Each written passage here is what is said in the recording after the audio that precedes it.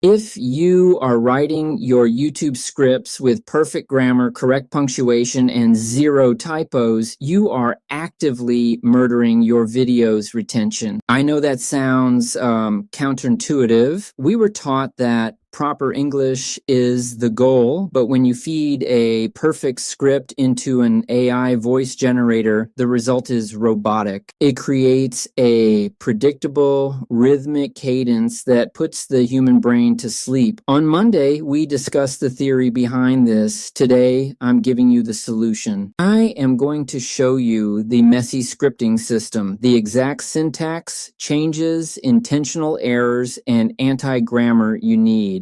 To turn a robot narrator into a voice so human, your audience won't be able to tell the difference. Welcome back. To avoid the AI slop bucket, you know, those monotone voices reading Wikipedia articles, we need to reverse engineer how humans actually speak. Humans don't speak in paragraphs. We speak in bursts. We stutter, we breathe, we buffer. Today is the practical guide. We are going to rewrite a script together using 3 advanced conversational techniques: the anti-grammar rule, intentional disfluencies, and emotional prompting. Let us fix your audio. The first rule of the messy scripting system is simple. If your English teacher would give you an A+, the YouTube algorithm will give you an F. AI models are trained to pause and pitch up at commas and stop at periods. If your script is perfectly punctuated, the AI gets stuck in a reading loop. We need to break that pattern. First, remove 80% of your commas, replace them with ellipses or dashes. A comma signals a grammatical pause. An ellipsis signals a thinking pause. Listen to the difference. Standard version, I went to the store and then I bought some milk. Now, the messy version, I went to the store and then I bought some milk. That tiny hesitation, that is where the humanity lives. Second, stop capitalizing every sentence. Newer models often read capital letters with announcer energy. If you want a casual friend at a bar tone, force the AI to calm down by using lowercase text. It looks wrong on the page, but we are not writing for readers. We are writing for a speaker. Next, let us talk about intentional disfluencies. Words like and like. You cannot just sprinkle these randomly. You have to place them where a human brain would actually buffer, place disfluencies before the most important word or when switching topics. Don't say the market is crashing